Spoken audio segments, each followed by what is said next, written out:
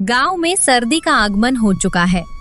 बर्फीली हवाओं के चलते गांव की गलियां जैसे वीरान हो गई हैं। हर तरफ एक खामोशी छाई है जिसे सिर्फ पेड़ों की सरसराहट और हवा की आवाज तोड़ रही है। लोग ठंड से बचने के लिए अपने घरों में दुबक गए हैं। इस बार की ठंड तो पिछले सालों से भी ज्यादा तेज है। लगता है इस बार प्रकृति हमें कुछ अलग ही संदेश दे रही है। हाँ काका, देखिए तो झबरू के पैर भी कांप रहे हैं।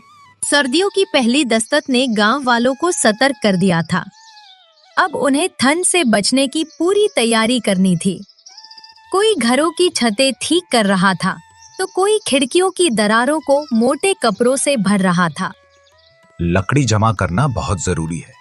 लंबी और सर्द रातों में यही आग हमें बचाएगी। मैं भी छोटी लकड़ियां बीनने में मदद करूंगा काका, ताकि रात को हमारा अलाव सबसे तेज जले। ठंड का कहर सिर्फ इंसानों पर ही नहीं, बेजुबान जानवरों पर भी पड़ने लगा था। पशुपालक अपने पशुओं की सुरक्षा को लेकर बहुत चिंतित थे। गोलू भी अपनी सबसे प्यारी छोटी बछिया गौरी का खास ख्याल रख रहा था। तभी वहाँ गोलू का सबसे अच्छा दोस्त ब्रिजेश आ जाता है। हमें अपने जानवरों के लिए सुरक्षित आश्रय बनाना चाहिए और उनके लिए पर्याप्त चारे का इंतजाम भी करना होगा। डरो मत गौरी, मैंने तुम्हारे लिए सबसे गर्म बोरी ढूंढ कर रखी है। मैं तुम्हें ठंड नहीं लगने दूंगा। आधी रात का समय था। बाहर कोहरे की एक मोटी सफेद चादर बिछी थी और बर्फीली हवाएं साए साए कर रही थीं। तभी अचानक गोलू की आंख खुली और उसने देखा कि बाड़े का दरवाजा हवा से खुला पड़ा है। उसकी जान से प्यारी गौरी वहाँ नहीं थी। झबरू देखो, गौरी बाड़े में नहीं है। वो इतनी अंधेरी रात और ठंड में बाहर कहाँ चली गई होगी? वो जम जाएगी झबरू, हमें उसे ढूंढना ही होगा। गोलू और झबरू अंधेरी रात में बाहर निकल पड़े। हर तरफ घनी धुंध थी। गोलू ठंड से कांप रहा था। तभी उसे अपने दादाजी की सलाह याद आई कि मुश्किल समय में हिम्मत कैसे बनाए रखनी है। बेटा, जब रास्ता न दिखे तो घबराना मत, प्रकृति के संकेतों को समझना। दादाजी के इन शब्दों ने गोलू के डर को हिम्मत में बदल दिया और वो घनी धुंध को चीरते हुए आगे बढ़ने लगा। थोड़ी दूर चलने के बाद अचानक गोलू को झाड़ियों के पीछे से एक आवाज सुनाई देती है। अरे झबरू, ये आवाज कैसी है? लगता है झाड़ियों के पीछे कोई है। चलो देखते हैं। गोलू के दिल की धड़कनें तेज हो गईं। उसने कांपते हाथों से अपनी लालटेन आगे बढ़ाई। कोहरे की घनी चादर के पीछे से दो चमकती हुई आंखें उसकी ओर देख रही थीं। अरे ये तो अपनी गौरी है, बेचारी ठंड में ठिठुर रही है। गोलू ने गौरी को ढूंढ तो लिया था, लेकिन असली परीक्षा अब शुरू होने वाली थी। कड़ाके की ठंड और भूख के कारण नन्ही गौरी इतनी कमजोर हो चुकी थी कि उसके पैर कांप रहे थे। वो ठीक से खड़ी भी नहीं हो पा रही थी। हिम्मत मत हारो गौरी, बस थोड़ा सा और साहस दिखाओ, हमें घर पहुंचना है। गोलू भी खुद ठंड से ठिठुर रहा था, लेकिन उसका पूरा ध्यान गौरी पर था। बर्फीली हवाएं उनके चेहरे पर थपेड़े मार रही थीं। रास्ते में गौरी फिसल कर गिर पड़ी, लेकिन गोलू ने उसे फिर खड़ा किया।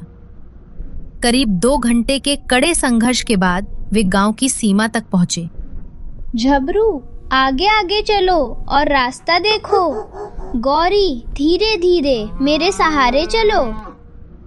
शाबाश, एक कदम, हम पहुंचने ही वाले हैं। रात के आखिरी पहर में जब घर वालों ने देखा कि गोलू और गौरी दोनों गायब हैं, तो पूरे गांव में हड़कंप मच गया।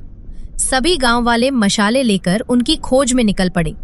तभी धुंध के बीच से एक छोटी सी रोशनी गांव की ओर आती दिखाई दी। वो देखो, सामने से कोई आ रहा है।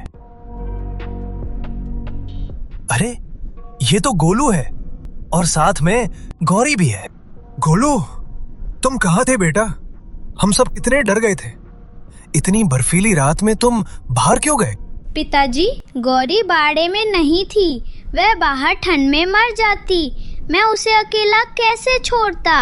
रास्ते में बहुत ठंड थी, गौरी चल भी नहीं पा रही थी, पर हमने हार नहीं मानी। देखिए, वह अब सुरक्षित है।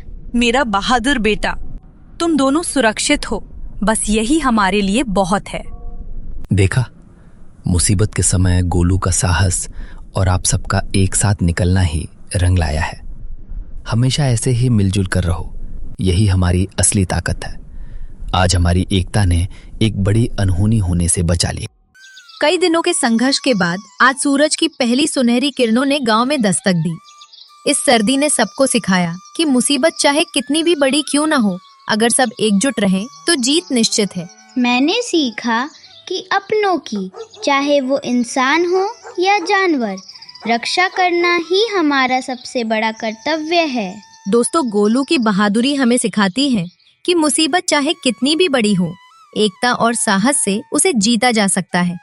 और याद रखिए, पशु पक्षियों का भी ख्याल रखें, क्योंकि वे बोल नहीं सकते लेकिन प्यार महसूस कर सकते हैं। अगर आपको गोलू, झबरू और नन्ही गौरी की ये कहानी पसंद आई हो तो इस वीडियो को लाइक जरूर करें, अपने दोस्तों के साथ इसे शेयर करें और ऐसी ही कहानियों के लिए हमारे चैनल को सब्सक्राइब करें।